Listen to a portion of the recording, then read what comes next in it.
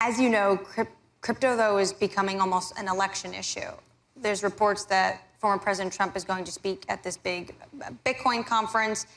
He said that he will end, quote, Joe Biden's war on crypto. And there's one more. It's become such a big deal that Mark Cuban has actually said that you, Mr. Gensler, could, quote, literally cost Joe Biden the election.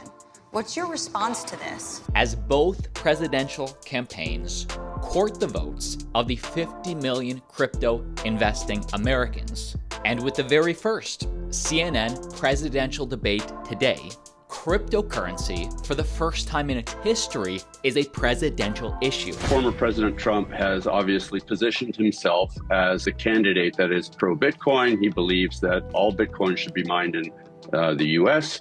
and has been very open in his relationships with Bitcoin miners and people in the space.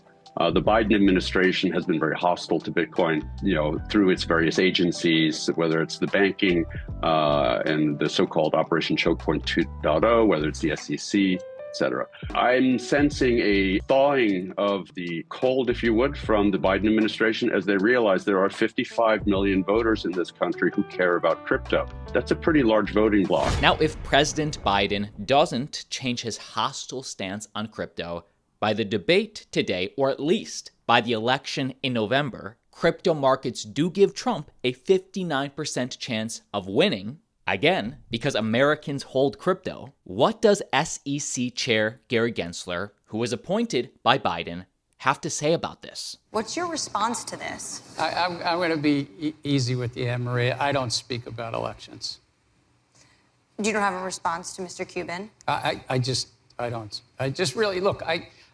My role as a securities regulator, as chair of this great 5,000-person agency that oversees $120 trillion capital markets, we are here to look out for investors, look out for issuers, and where appropriate, to be a cop on the beat.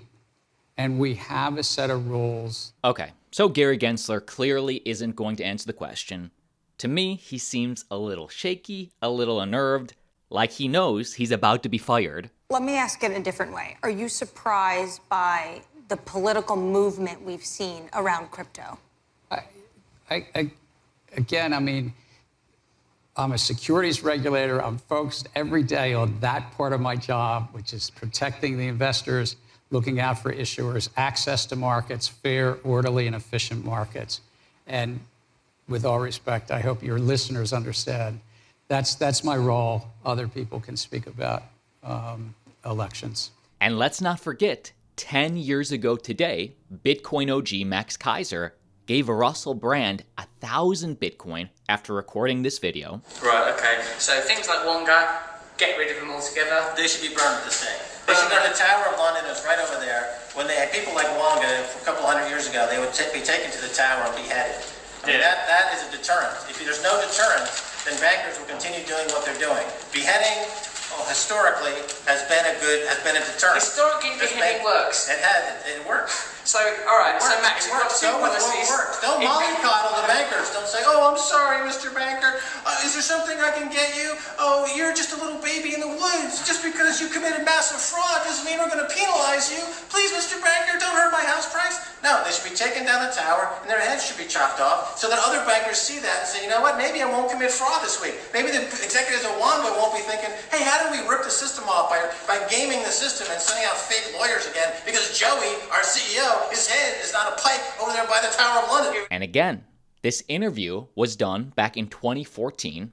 Russell Brand was given 1,000 Bitcoins, now worth $57 million, but he lost them, so he says. There's reports that former President Trump is going to speak at this big Bitcoin conference. And by the way, if you want to come see Trump potentially, as well as Altcoin Daily, speak at Bitcoin 2024, awesome conference, use code Altcoin Daily for 10% off your ticket, link down below. And ticket prices are about to increase, so again, grab your tickets today. Come hang. Solana news. Solana unveils blinks for blockchain. So Solana has introduced blinks, a new feature that allows blockchain actions to be shared as links, embeds, and QR codes. enabling users to initiate Solana transactions directly from any platform.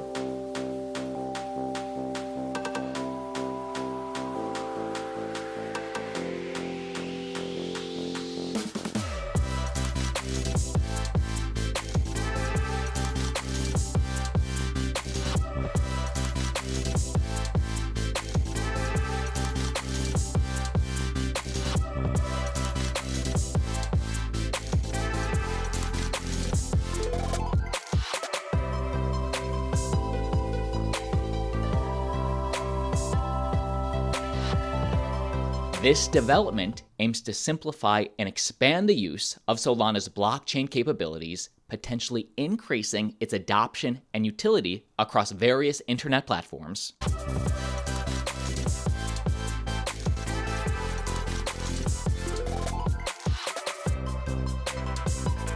AIT protocol making news. We've just burned 1,000,008 tokens. The team is fully focused on shipping and ensuring sustainable tokenomics. And if you're still wondering how AIT protocol is gamifying AI training. These AI models eventually train themselves, but in the early days, when you're training a model, it's basically human feedback that's happening. And you need to do that. Or you might have an AI that hallucinates down the wrong path in perpetuity. Having human feedback there that can help classify and quantify certain aspects of the model, put them on the right path is extremely important. The original idea for AIT protocol was to create a decentralized marketplace that allowed for human trainers of models and then the actual model owners themselves to connect in a marketplace. And then the human trainers of those models could fine-tune, tweak, label data within that model, and then earn rewards in the form of tokens for doing that. And so then instead of these model owners having to go to these huge human-in-the-loop, basically factories around the world, they could go and just plug their model directly into their decentralized marketplace. It's very similar to play to earn if you're familiar with that concept. You are participating in this ecosystem, and for your participation, you're earning rewards in that protocol's token. And so the same thing happens here with AIT. If you're here to train a model and you plug in and you do the work, you're going to earn AIT tokens as compensation for the work that you've done. And so they've aptly dubbed that train token. Also, Ethereum L2 Blast just did an airdrop.